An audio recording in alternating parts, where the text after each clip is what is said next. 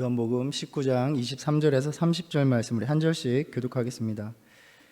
군인들이 예수를 십자가에 못 박고 그의 옷을 취하여 네 깃에 나눠 각각 한 깃에 얻고 속옷도 취하니 이 속옷은 호지 아니하고 위에서부터 통으로 짠 것이라.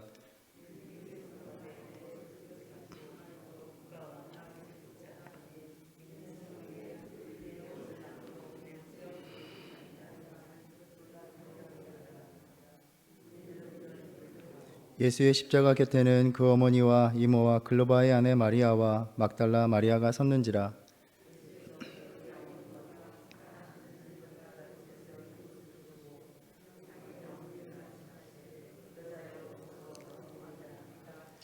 또 그 제자에게 이르시되 보라 내 어머니라 하신대 그때부터 그 제자가 자기 집에 모시니라.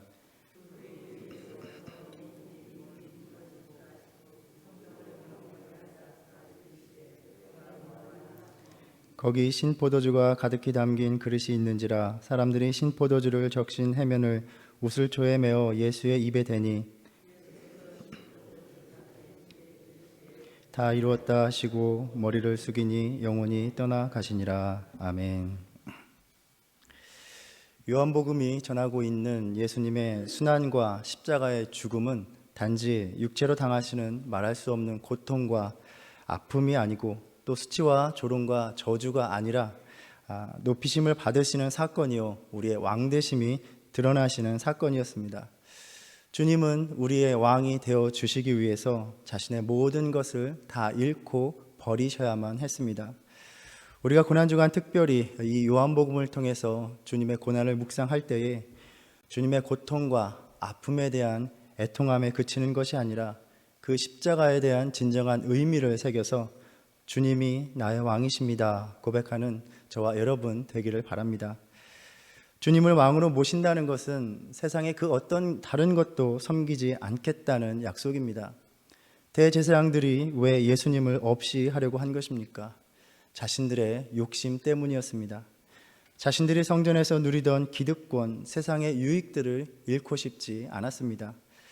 주님을 왕으로 섬긴다는 것은 주님께서 그 뜻을 허락하시지 않으면 세상에 속한 것들을 과감히 버리고 포기하는 것을 의미합니다.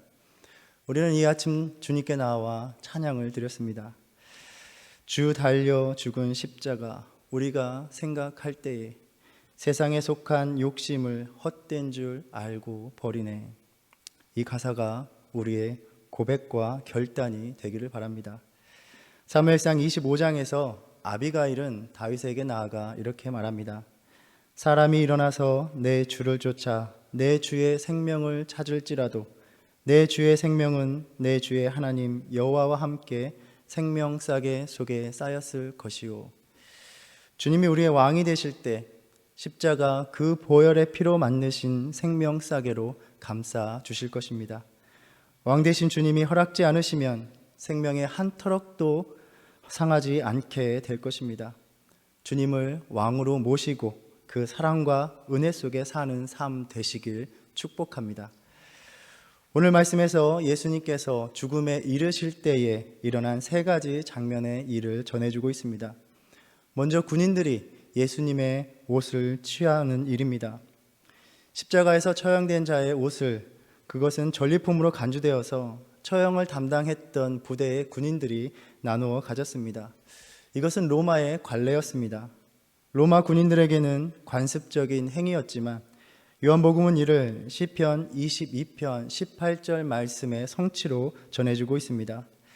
예수님의 생애와 모든 사역은 하나님의 말씀, 그 계획을 따르는 순종이었기에 모든 것이 성경에 기록된 말씀의 성취였음을 변증하고 있습니다. 내 겉옷을 나누며 속옷을 제비 뽑나이다.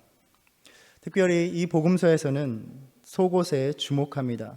속옷은 호지 아니하고 위에서부터 통으로 짠 것이라 이렇게 말씀합니다. 이음새 없이 통으로 짠 것이기에 나누기보다는 제비뽑기로 결정한 것입니다. 그래서 이 호지 아니한 옷, 이음새 없는 옷에 대해서 여러 가지 의견이 있습니다. 역사가 요세푸스의 기록에 의하면 대제사장들이 입는 옷에 소매가 없는 옷에 대한 묘사가 있습니다. 이 소매가 없는 옷이 대제사장의 옷을 생각나게 해서 이것은 예수님의 대제사장의 직과 사역을 가리킨다라고 설명을 합니다. 또 뒤이어 나오는 21장에서 물고기 153마리의 그 많은 물고기를 잡아 올리는데도 그물이 찢어지지 않은 것에 빗대어 이것은 교회의 일치됨을 보여주는 상징이다라고 설명하기도 합니다. 그리고 지금 예수님께서 생명과 모든 소유와 그것을 다 빼앗기심을 당했음에도 불구하고 이 속옷이 찢어지지 아니한 것, 나누어지지 아니한 것, 파괴되지 않은 것처럼 영원히 그는 여전히 하나님의 보호 아래 있었음을 보여주는 것이다 라고 설명하기도 합니다. 이러한 의견들이 나름의 각자의 의미 있는 묵상을 제공하지만 부차적인 해석들로서 그대로 받아들이고 적용하기에는 애매한 점도 많이 있습니다. 우리가 읽었던 본문에서 확실한 것은 속옷이 호지 아니한 것은 왜 군인들이 제비를 뽑게 되었는가, 그로 인해서 말씀이 어떻게 그대로 이루어졌는가, 하나님의 목적을 성취시키시는 예수님의 순환의 한 사건으로 간직되었고 우리에게 전해졌다 하는 것입니다. 25절에 예수의 십자가 곁에 서 있는 여인들을 소개합니다. 예수님의 어머니와 이모와 글로바의 아내 마리아와 막달라 마리아입니다. 아마 이 여인들은 십자가에 달리신 그 예수님을 바라보며 주님의 고통과 울부짖음에 찢기는 마음으로 그 자리에 있었을 것입니다. 여기에서 같은 십자가 자리에 있지만 전혀 다른 병사들과 여인들의 모습이 극적으로 대조됩니다. 병사들은 예수님의 옷을 나누는 데에만 전념하여 있고 아마 이 여인들은 그 애통하는 마음으로 주님을 바라보며 간절히 기도하고 있었을 것입니다. 저는 이것이 여전히 오늘날에도 예수님의 십자가 앞에서 살아가고 있는 삶의 모습들이라고 생각합니다. 병사들은 예수님의 고통에는 아무런 관심이 없었습니다. 그들은 오로지 자신들이 무엇을 취할 수 있는 것인가에만 집중하고 있었습니다. 사람이 자신의 이익에만 집중할 때에 타인의 고통에 무관심해지는 것입니다. 사람이 무자비하게 되기 시작하는 것은 자기의 이익만 바라보는 데서입니다. 점점 더 탐욕이 강하여질 때 타인의 고통도 자신의 이익의 수단으로 만들어 버리는 것입니다. 이 세상에서 여실히 경험하고 있는 악한 우리들의 현실입니다. 자신의 이익을 최우선으로 삼고 그 목적 아래에서 그 목적으로 사람들을 대하고 모든 일을 해 나가는 것입니다.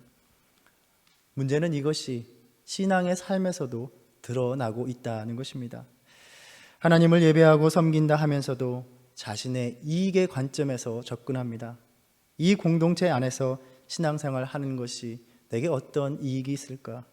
내가 이 섬김을 맡는 것이 내 명예에 사람들의 존경을 받는 일에 어떠한 유익이 있을까? 이 섬김의 자리보다는 저 자리가 낫지 않을까?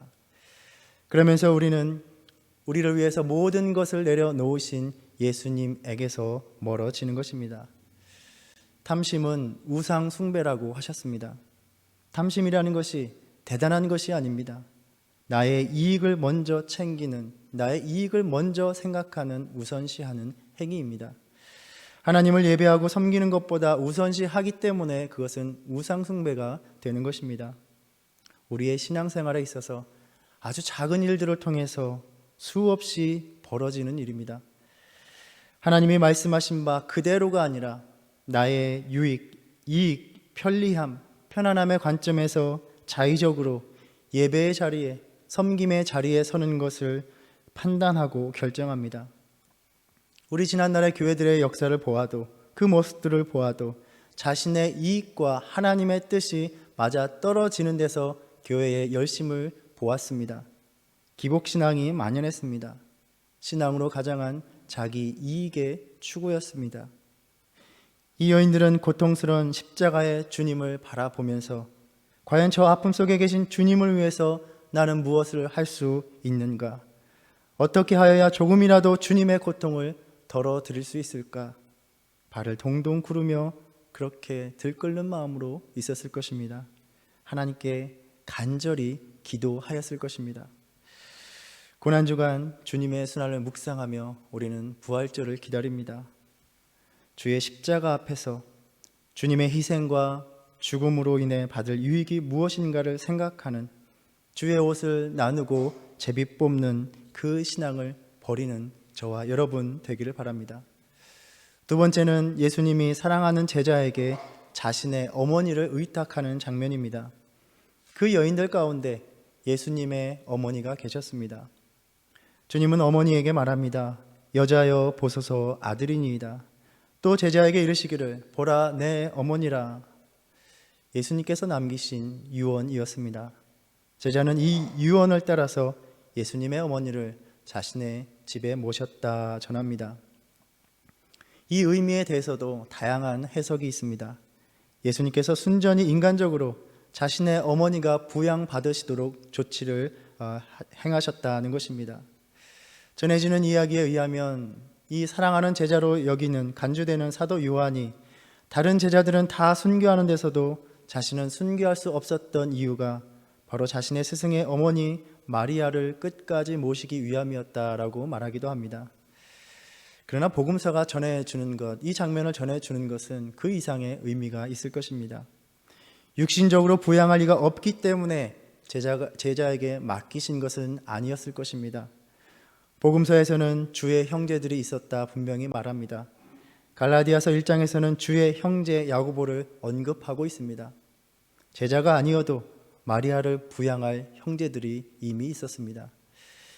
그래서 이에 대해서 영적이고 상징적인 의미를 찾는 견해들도 많이 있습니다. 마리아는 유대인 기독교를 대표하고 제자는 이방인 기독교를 대표하면서 서로 어머니와 아들처럼 인정해야 한다라는 것입니다. 또 가톨릭에서는 이것이 명상과 숭배의 대상으로서의 마리아의 역할이 시작되는 시점이다 이렇게 말합니다. 그러니까 마리아는 모든 교회의 제자들의 어머니가 된다라는 주장입니다. 저에게 가장 의미 있게 다가왔던 해석은 십자가에 달리신 예수 그리스도로 말미암아 새로운 관계가 형성되었다라는 견해입니다. 즉 새로운 가족의 관계가 그리스도 십자가에 대한 믿음을 통하여 혈육의 관계에서 믿음의 관계로 확장된 것입니다. 주님은 누구든지 하늘에 계신 내 아버지의 뜻대로 하는 자가 내 형제요 자매요 어머니니라 라고 말씀하셨습니다. 주님의 그 십자가 희생 안에서 우리를 서로를 위해 헌신하는 새로운 공동체로 부르신 것입니다. 그래서 우리는 십자가의 예수를 구주로 함께 고백하며 때로는 혈육 이상의 가족으로서 서로에 대한 섬김과 헌신에 대한 의무를 지며 살아가게 된 것입니다. 주님이 십자가로 우리 각자를 부르시고 서로를 위해서 가족과 같이 돌보는 의무를 가지고 살아가라고 명하셨습니다. 주님의 유언이었습니다. 십자가에서 함께하고 있는 지체들을 각자에게 위탁하셨습니다. 보라 내 어머니라, 보소서 아들이니이다. 보라 내 형제요 자매들이요 너희 자녀들이다. 우리 공동체가 주님의 유언을 따르는 공동체가 되어서 서로를 헌신으로 돌보는 가족이 되기를 바랍니다. 마지막 세 번째, 주님이 운명하시는 장면입니다. 28절에서 예수께서 모든 일이 이미 이루어진 줄 아시고 성경을 응하게 하려 하사 내가 목마르다 하셨다 말씀합니다. 우리 예수님은 정말 생애의 마지막 순간까지도 하나님의 말씀을 이루시는 삶을 사셨습니다. 이는 시편 69편 21편의 말씀의 성취를 의미합니다. 그 구절을 보면 그들이 쓸개를 나의 음식물로 주며 목마를 때에는 초를 마시게 하였사오니 라고 말씀합니다. 주님이 목마르다 하신 이유가 성경을 응하게 하기 위함이다 라고 말씀합니다. 단지 그 십자가의 그 고통에서 물과 피를 다 쏟으신 육신의 고통 때문만이 아니었다라는 말씀입니다. 그 목마름은 하나님의 말씀의 온전한 성취를 가져오기 위한 목마름이었습니다. 아버지의 일을 온전히 이루시는 일에 마지막 순간까지도 주님은 갈급하셨던 것입니다. 4장 34절에서 나의 양식은 나를 보내신 이의 뜻을 행하며 그의 일을 온전히 이루는 이것이니라 라고 말씀하셨습니다. 하나님의 뜻을 이루지 못하는 그것이 주님의 배고픔이며 갈증이었습니다. 그러면 하나님의 뜻은 무엇입니까? 하나님의 뜻이 담긴 말씀은 무엇입니까? 말씀이 이루어진다는 것은 무엇을 의미합니까? 우리가 보았던 것처럼 성경의 어느 한 구절에 기록된 대로 저들이 내 옷을 제비 뽑는 일이 연출되고 누군가가 포도주를 마시게 하는 그런 일이 이루어지는 일이었겠습니까? 그 말씀들이 하나하나 이루어졌다는 것은 하나님의 모든 말씀이 그대로 성취된다는 것을 보여주는, 예표하는 일이었습니다. 우리에게 주신 하나님의 말씀의 핵심은 무엇입니까? 하나님께서 이 말씀으로 우리에게 무엇을 말씀하시려고 하였던 것입니까? 하나님이 세상을 이처럼 사랑하사 독생자를 주셨으니 이는 그를 믿는 자마다 멸망치 않고 영생을 얻게 하려 하심이라. 하나님이 그 아들을 세상에 보내신 것은 세상을 심판하려 하심이 아니요 그로 말미암아 세상이 구원을 받게 하려 하심이라. 예수님께서 마지막 순간까지 목마르셨던 이유는 바로 우리를 위한, 나를 위한 하나님의 구원의 약속이, 그 말씀이 온전히 이루어지는 그 일 때문이었습니다. 주님이 십자가의 고통 속에서 내뱉으신 말씀, 내가 목마르다, 그 말씀은 바로 우리를 위한 말씀이었습니다.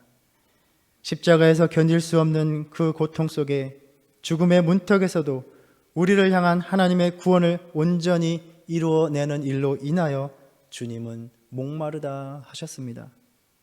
주님의 목마름은, 그 타는 갈증은 바로 우리를 향한 주님의 애끓는 사랑이었던 것입니다. 누구든지 목마르거든 내게로 와서 마시라. 나를 믿는 자는 성경의 이름과 같이 그 배에서 생수의 강이 흘러나오리라. 우리의 삶에 생수의 강이 흐르게 하시기 위하여 주님은 자신의 온 피와 물을 다 쏟으시고 내가 목마르다 하셨습니다. 주님의 그 사랑, 주님의 그 목마름을 기억하는 저와 여러분 되길 바랍니다. 그 목마름이 헛되지 않게 살아가는 저와 여러분 되기를 바랍니다. 더 많은 내 삶의 이익을 위해서 몸부림치며 나의 편리함과 편안함을 위해서 살아가면서 주님의 목마름 앞에서 부끄러운 삶을 살아가는 저와 여러분이 되지 않아야 하겠습니다.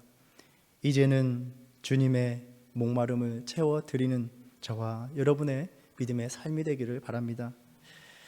주님께서 성경을 응하게 하시고자 한 것처럼 사람들이 신포도주를 적신 그 해면을 우슬초에 메어 예수의 입에 대었습니다. 공간복음서에서는 갈대가 사용되었는데 요한복음서에서는 우슬초가 등장합니다. 우슬초는 바로 출애굽 당시에 그 애굽으로부터 탈출하는 그 밤에 집 문설주에 양의 피를 뿌리는 데 사용되었던 것입니다. 우리는 예수님이 출애굽을 위해 잡힌 유월절 어린 양과 같이 죽임을 당하신 것을 살펴보았습니다. 유월절 어린 양의 피와 같이 예수님의 죽음은 이스라엘의 온 백성의 구원을 이루시는 것을 의미하였습니다. 그 포도주를 받으신 후에 다 이루었다 하시고 머리를 숙이니 영혼이 떠나가시니라 말씀합니다. 다 이루었다. 헬라어로는 텔레오라는 말입니다. 이것은 단순히 끝이 났다, 마지막이다라는 의미가 아닙니다. 완성하였다라는 말씀입니다. 이 말은 또 어떤 사람의 뜻을 전달하는 것을 포함합니다. 그 전달하는 일, 그래서 자기에게 맡겨진 일을 다 행하는 것을 의미합니다. 우리에게 전달하시고자 한 하나님의 사랑이 십자가에서 온전히 전달되었습니다. 자신의 생명을 다 버리는 데까지 너희 아버지 하나님이 너희를 이처럼 사랑하신다는 것을 온전히 보여주셨습니다. 부족한 것이 없이, 숨긴 것이 없이 하나님의 사랑을 온전히 나타내셨습니다. 영원히 떠나가시니라 말합니다. 떠나가다.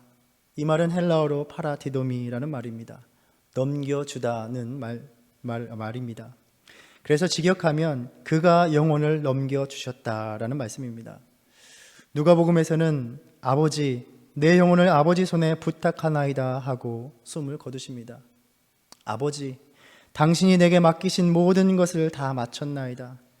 아버지의 그 사랑을 온전히 보였고 아버지의 영광을 드러내었고 명하신 대로 십자가의 죽음으로써 당신의 백성이 되는 생명길을 열었나이다. 이제 아버지께로 갑니다. 나를 아버지께 넘겨드립니다. 라는 의미입니다. 주님이 숨을 거두시는 장면에서 제게 특별히 다가왔던 장면은 머리를 숙이셨다는 것입니다. 물론 육신의 숨이 떠나가 머리가 툭 떨어지는 모습입니다. 그러나 복음서에서 언제나 주님은 자신의 생명의 주인으로서 모든 것을 하나님의 뜻에 순종하는 의지를 가지고 행하신 분임을 생각해 보면 이제 정말 주님은 모든 것을 다 완성하고 나서야 스스로 자신의 머리를 숙이시는 모습으로 다가옵니다. 주님이 비로소 홀가분하게 그 머리를 숙이실 수 있었습니다. 이 땅에서 사셨던 주님의 모습을 상상해 보면 주님의 머리는 언제나 하늘을 향하여 있었을 것 같습니다. 빈들에 모인 배고픈 무리를 보시고 불쌍히 여기사 하늘을 우러러 축사하시고 그들에게 양식을 내려주셨습니다.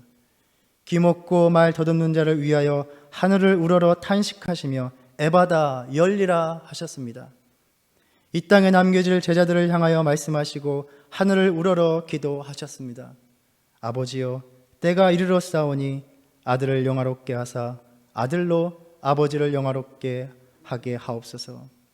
아들을 영화롭게 하사 부활로 인하여 믿는 사람들에게 영생을 주도록 하늘을 우러러 기도하신 것입니다.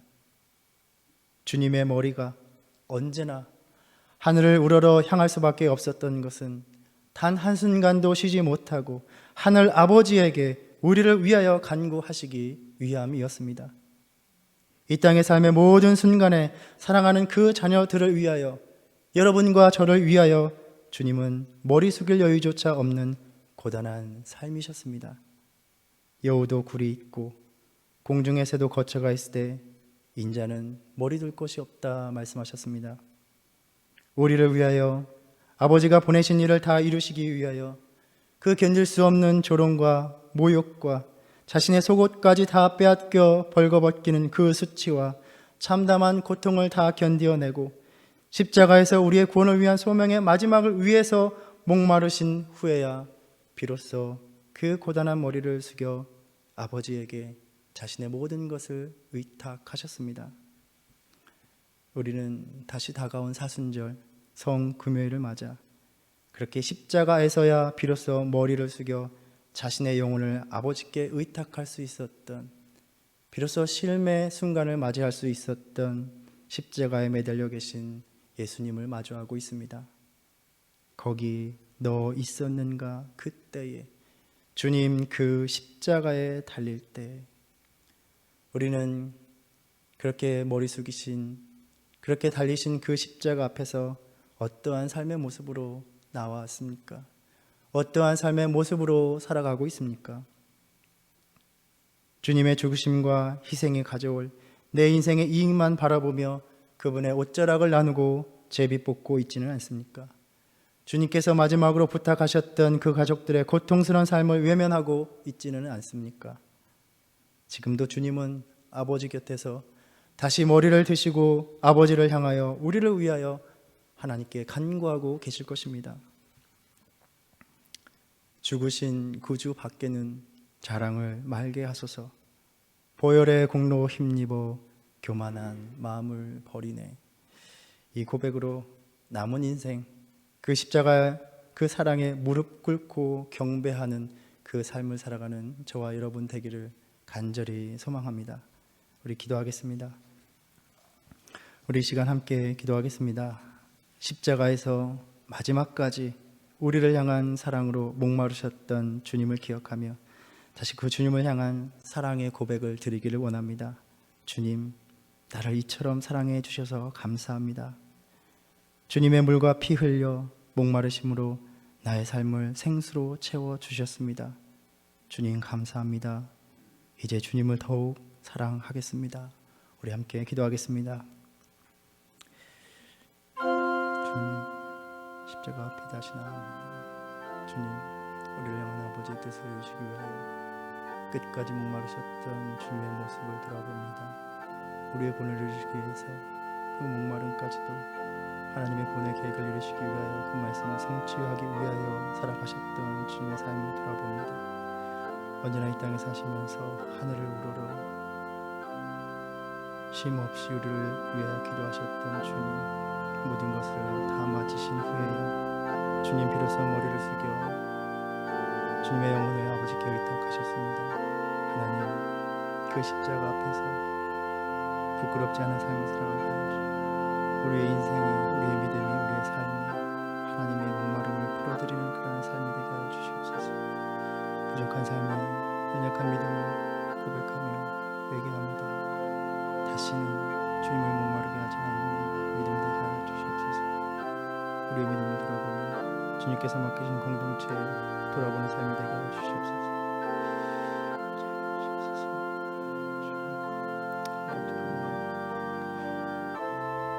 주님의 벌을 주며 우리의 믿음을 돌아보는 시간 되게 하여 주시옵소서. 우리의 삶에 생수의 강이 흘러 넘치게 하시기 위하여 온몸에 물과 피를 쏟으시고 목마르셨던 주님 앞에 내 인생의 목마름만 채우고자 몸부림치며 살아왔습니다. 주님, 이제는 주님의 목마름을 채우는 믿음의 삶을 살아가게 하여 주시옵소서. 예수님의 이름으로 기도드립니다. 아멘. 하늘에 계신 우리 아버지여, 이름이 거룩히 여김을 받으시오며 나라에 임하옵시며 뜻이 하늘에서 이룬 것 같이 땅에서도 이루어지이다. 오늘날 우리에게 일용할 양식을 주옵시고 우리가 우리에게 죄 지은 자를 사하여 준 것 같이 우리의 죄를 사하여 주옵시고 우리를 시험에 들게 하지 마옵시고 다만 악에서 구하옵소서. 나라와 권세와 영광이 아버지께 영원히 있사옵나이다. 아멘.